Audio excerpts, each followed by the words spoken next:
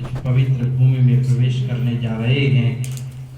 इस बीच सूर्य अपनी प्रखरता दिखा रहा है और सारा साधु समाज उसको नज़रअंदाज करते हुए और अपने लक्ष्य की सिद्धि की और साधना के करते हुए पद विहार करते हैं। ऐसा लगता है कि समय सार चरितार्थ किया जा रहा है। महापुरुषों ने कहा है कि समय सार पढ़ने की वस्तु नहीं है। इसे पाठ्य सामग्री के रूप में जरूर लिखा गया है, लेकिन समय सार तो अपनी आत्मा और शरीर के भेद विज्ञान का प्रायोगिक रूप कैसे होता है, कैसे देह के प्रति निर्ममत्वता रखी जा सकती है, उसका जीता जागता उदाहरण है। हम लोग गृहस्थ लोग एसी में बैठ करके भोजन करते हैं, ठंडा ठंडा फ्रिज का पान करते हैं, मन चाहा पेट भर करके कमरे से बाहर निकल करके वापस भीतर जाते हैं तो लगता है कि एक गिलास पानी और चाहिए।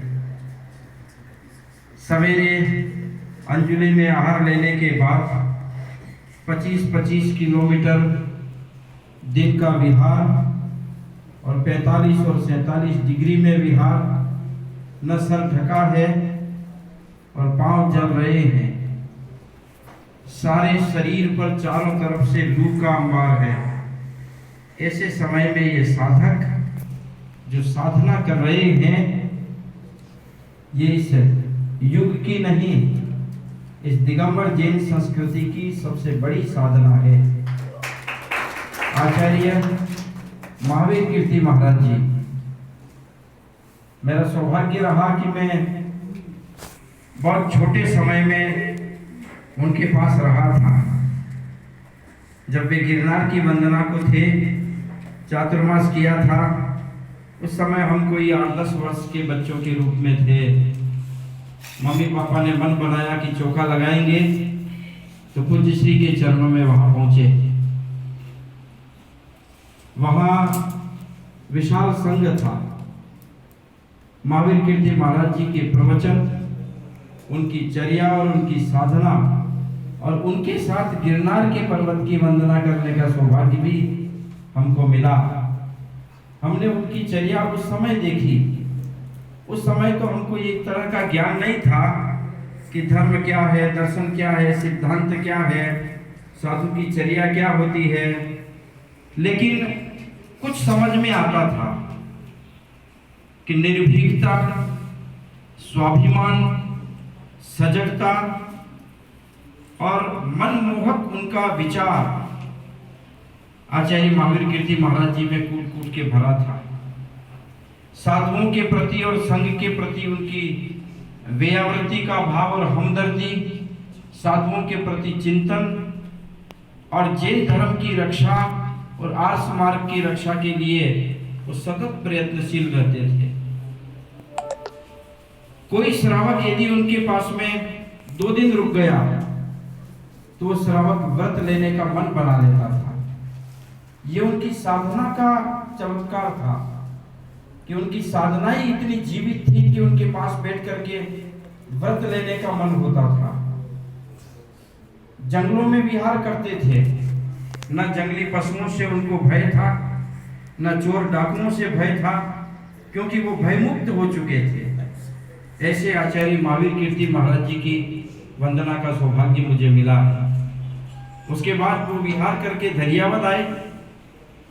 उससे पहले धरियावद आए हैं। दरियावद में उनका आना जाना बराबर रहा है। मंदिर के पीछे बैठ करके वे साधना लेते थे। पूरी समाज उनसे प्रभावित होती थी, पूरा क्षेत्र उनसे प्रभावित होता था और उनकी वाणी में सत्य महाव्रत भीतर इतना उतर चुका था कि वाणी से यदि उन्होंने किसी को कुछ कह दिया है तो 100% सत्य होती थी। इस तरह के प्रभावक आचार्य का जन्म आज के दिन हुआ है और इस जन्म के दिन आज 50 साधुओं का दर्शन का सौभाग्य मुझे मिला है। महावीर कीर्ति जी में जो छवि है वो आचार्य विमल सागर जी में देखी जा सकती थी। आचार्य विमल सागर जी में जो छवि रही आचार्य सन्मति सागर जी में देखी जाती रही है। और उनकी तपस्या तो दुनिया में अभी तक देखने में कोई ऐसा साधु न आया, और संभवतः आगे कोई होगा ऐसा अपन विकल्प भी कर सकते या नहीं कर सकते। आचार्य महावीर कीर्ति महाराज जी के जिन्होंने आचार्य पट्ट सन्मति सागर जी को दिया, जो कि आचार्य शिष्य बनाया, ऐसे सन्मति सागर महाराज जी जो परम तपस्वी रहे हैं। और आचार्य सुनील सागर महाराज जी की छवि यदि देखते हैं तो इसमें सब आचार्य समा जाते हैं।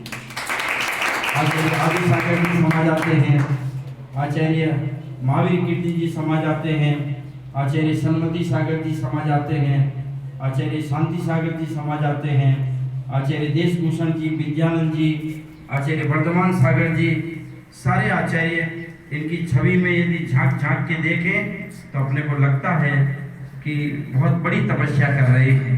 मैंने परम पूज्य श्री से प्रार्थना की कि आप तो महापुरुष हैं, आपका कुछ नहीं होता, लेकिन आपकी चर्या का साथ रख करके चलने वाले सभी साधु समुदाय हैं। अब आने वाली गर्मी से अपन विराम लेंगे।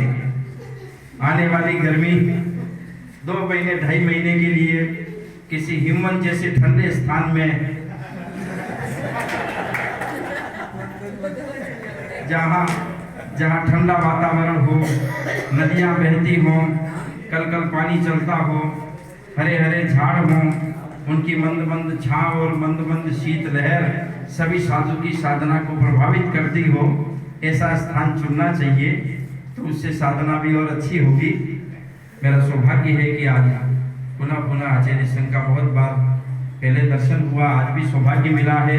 आज बांसवाड़ा के पंच सभी यहाँ आए हैं पंच कल्याणक प्रतिष्ठा महोत्सव को लेकर के। तो आगामी आने वाले समय में चातुर्मास के बाद आचार्य श्री का आशीर्वाद मिला है, बहुत विशाल स्तर पर पंच कल्याणक होना है प्रभु जी का, उस सब में ये कार्यक्रम सफल होगा, संघ पधारेंगे, ऐसा आज का आशीर्वाद भी मिला है। बोलिए आचार्य महावीर कीर्ति जी महाराज।